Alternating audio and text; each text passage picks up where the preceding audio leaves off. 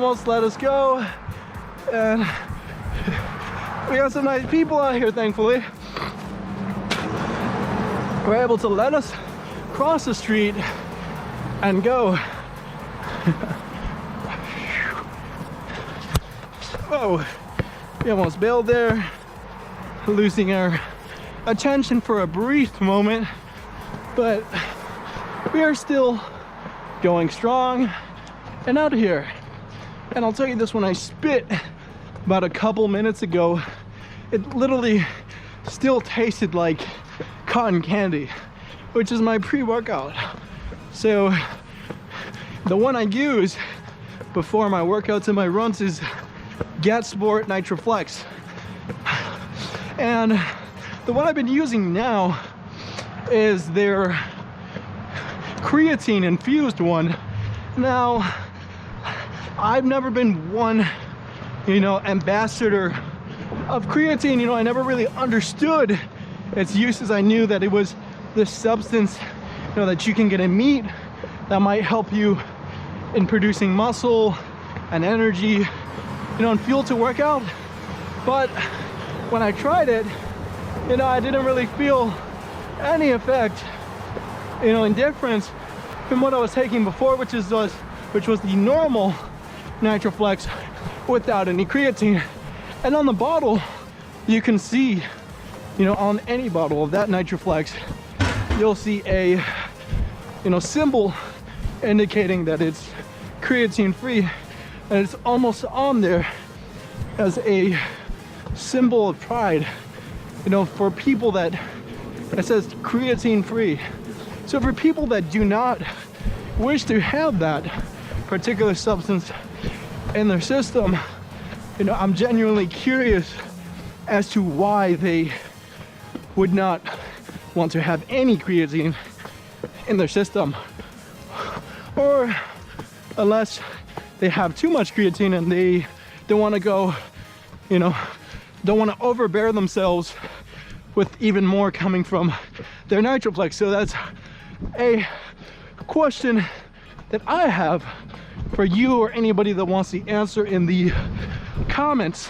Tell me why you think creatine is good or bad. I'd like to hear, your opinions, whether you support it or you go against it. That's one thing, within any argument, you want to be able to hear both sides. You don't want to hear too much of one side or the other, because it creates something called bias. It's when you almost get brainwashed into believing one side or the other, because you just simply heard it so much, it becomes ingrained in your brain, becomes almost a habit in your mind, for you to consume and believe. And then, hold up, we got the light green, and hopefully not, because if it's the wrong way of thinking, which in reality, that's a whole nother argument in itself, which is what you can say that there's no right or wrong answer, there's no right or wrong stance between anything. But what was I even saying? Sorry, I got carried away there. But yeah, the idea of seeing both sides, I've never been one to hang to a particular crowd, or stick with a certain idea. I'm constantly changing as a person. The way I think, the way I feel, the way I look, is always constantly changing. And you don't want it to be the same thing. That's boring. Why would you want to, even if you would consider yourself the perfect specimen of a being, your body is a 10, you have all the money that you've ever dreamed of, you're super confident, but you're just staying there. Why would you want that? And you can even argue on the converse side, which might be a little bit more obvious, is that why would you want to not change, if you quote unquote suck? So that's one thing, So as you embark on that journey of change, you know, good or bad, right or wrong, whatever you perceive to be is a way for you,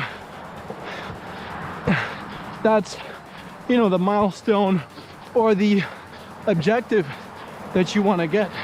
You know, is that change in and of itself, you know, not that mark or that target or that, you know, amount of money, whatever you call it, not that as a measure, but in essence, you know, the growth itself, the development process.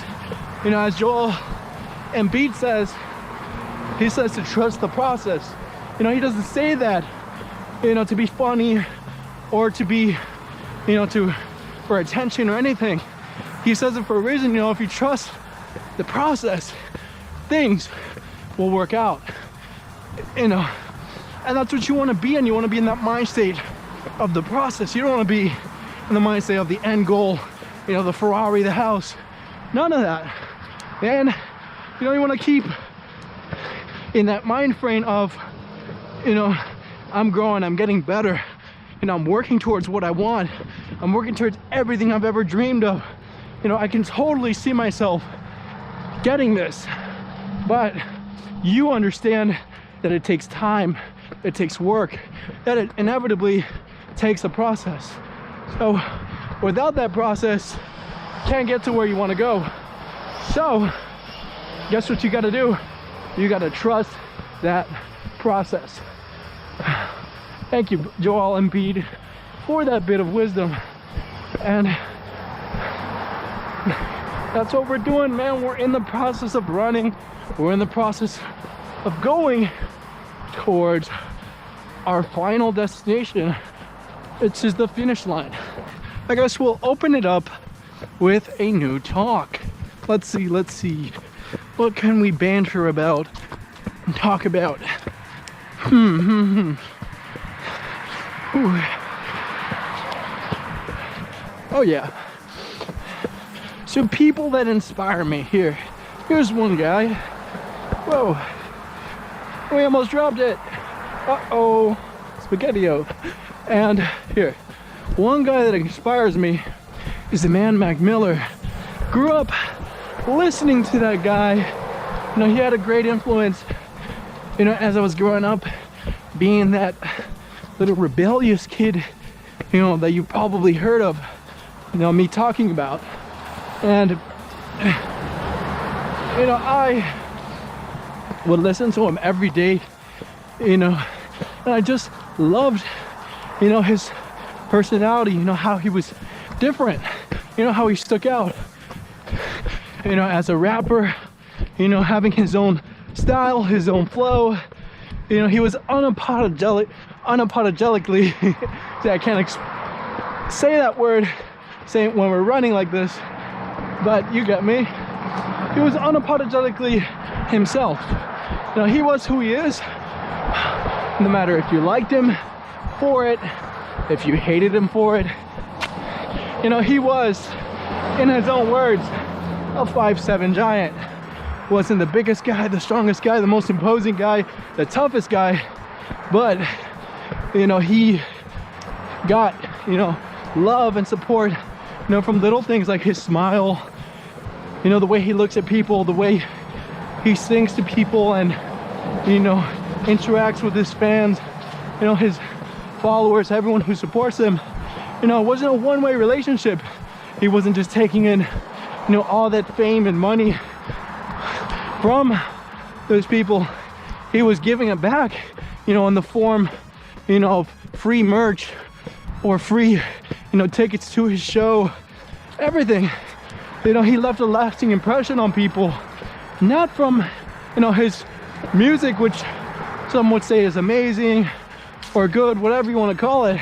It wasn't just his music, it was the man behind the music, which is one big thing, is that, you know, when you go out to your workplace, you know, it's not just about, you know, say you're a lawyer, you're a doctor, you know, you have a big career with a lot of influence, you know, you don't want to just be that guy, you know, working his, you know, you could be working your tail off, which is good, you know, as a lawyer or doctor, but You know, you got to think about the man behind the work.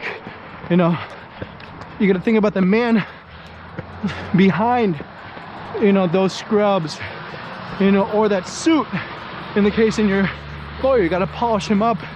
You know, you got to be, you know, not necessarily a people person. You don't got to please everyone you meet, but arguably you want to be a kind-hearted soul, you know, that can win pretty much anybody in the room, can win them over, you know, with your, you would say, charisma or your energy, you know, or your magnetic personality, which is, you know, something that's quite desirable in this day and age. You can name any amount of money pretty much. Now, people pay big bucks for that, you know, to have that wit and that charm, you know, that can essentially turn them into a movie star, rock star, wherever they go. You know, they have that aura about them. They have that vibe, you know, that just simply draws people to them.